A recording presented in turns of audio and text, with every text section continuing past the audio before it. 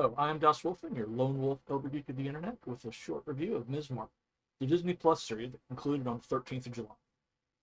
Let this serve as a warning, as there will be spoilers going forward.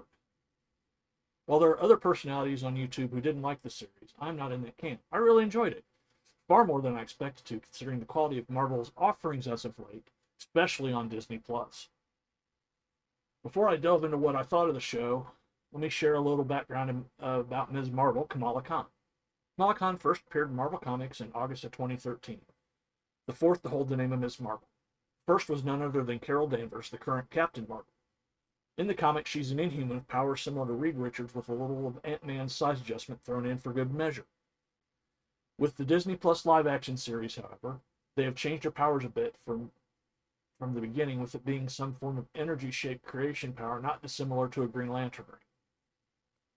In the series, Kamala Khan is a 16-year-old Pakistani-American superhero fangirl, mostly of the Avengers and Captain Marvel, who has typical teen issues such as failing her driver's test and being called to the counselor's office for constant daydreaming in class. She has plans to go to Avengers Con in a Captain Marvel cosplay she's been working on with her best friend Bruno. While at home, she receives a package from her grandmother containing a lot of items from Pakistan, including a golden bracelet. Her mother claims that it's just junk and takes it away. Her mother forbids her from going to Avengers Con, thinking it's just another teen party. Kamala and Bruno sneak away to the con anyways after faking ill and taking the gold bracelet and accessory for the outfit. While at the con, hijinks happen and seemingly the bracelet is allowing her to create cosmic energy constructs. In the chaos that ensues, she saves a classmate from falling with energy construct hands. Bruno then whisks her away back home, where she finds her mother in a room, asking her to stop focusing on the fantastical, but to focus instead on becoming a young woman. Department of Damage Control begins hunting for the enhanced individual because this series is part of the Marvel Cinematic Universe and the Sokovia Accords are still in place. Ms. Marvel begins to learn how to control her powers with the help of Bruno, who determined the bracelet just simply activated her own powers. Kamala, Bruno, and their friend Nakia go to a party of the girl that she saved, although she didn't know that Kamala was the girl that saved her. At this party, she meets a new senior named Cameron, who Kamala immediately crushes on. She ends up spending time with Cameron instead of focusing on training her abilities. She sees a vision of a mysterious woman, and then asks her grandmother and mother about her grandmother Aisha, the original owner of the bracelet, but they dismiss her. Her father tells her that her grandmother was lost in the chaos of the partition of India, and was able to find her father again mysteriously, while her mother was never seen again. Meanwhile, Damage Control eventually questions Zoe about the girl who was saved, about what happened at AvengerCon. The Damage Control agents order a sweep of the tri-state area, focusing on South Asian communities. During a celebration of Eid al-Adha, I might be saying that wrong, at the mosque, a young boy falls and is saved by Kamala in her Captain Marvel cosplay. She's chased by Damage Control, but is saved by Cameron, who introduces her to her mother, the woman who, from her vision. Cameron's mother explains that she's part of the Clandestines, a group of extra-dimensional aliens from a dimension called Noor, who call themselves Jinn, and that Kamala's great-grandmother was one of them. She says the bracelet could be used to get them back to their home dimension. With a warning about the dangers of dimension travel the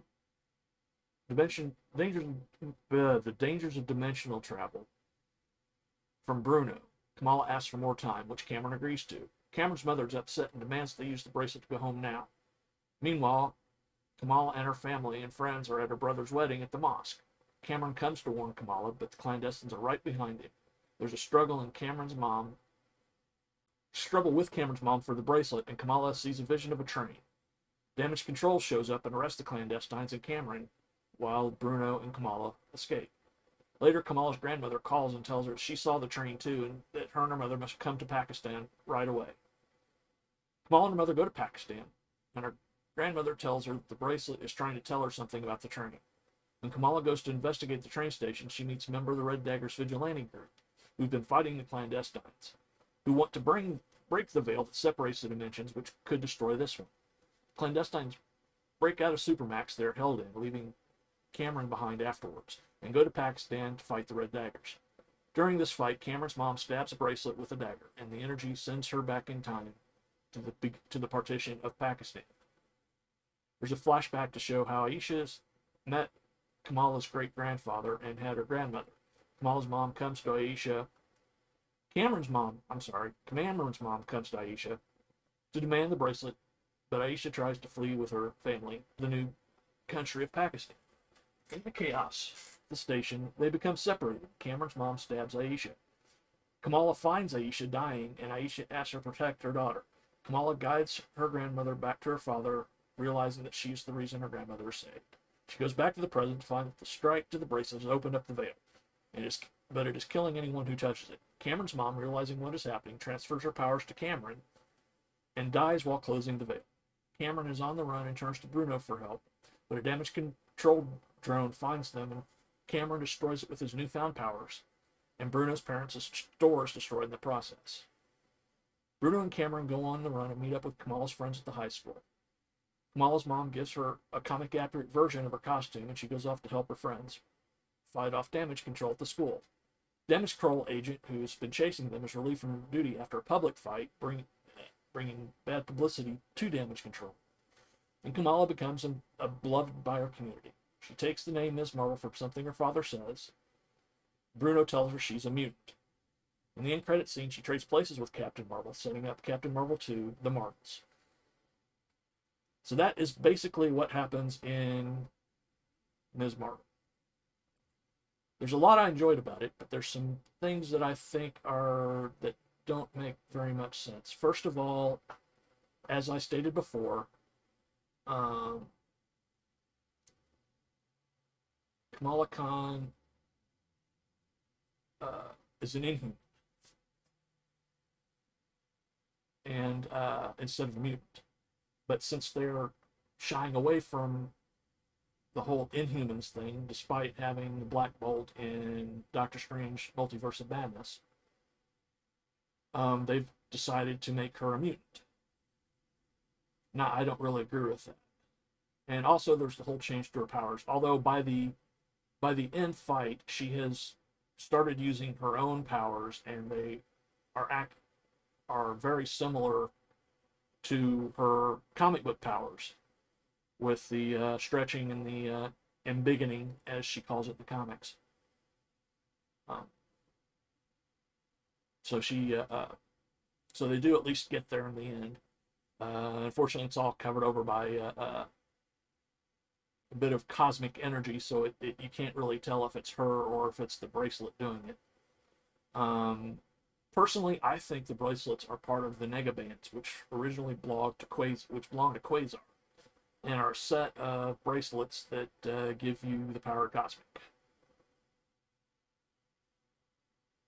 So, but other than missteps here and there, I think overall it was a fun series, and I really like the fact that it is finally a piece of family-friendly entertainment again from Disney after what we got with Thor the Dark World, it's almost as bad as Thor the Dark World.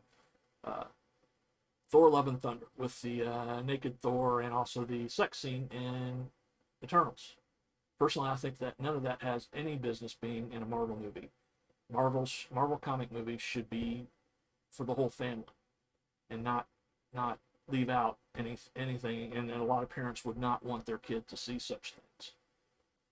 But that's just my opinion. So there you have it. There's what I think of Ms. Marvel, and there's a little bit of what Ms. Marvel is about. Hopefully it'll help you in deciding whether you want to see it or not. In the meantime, have a good day and enjoy your time. Peace.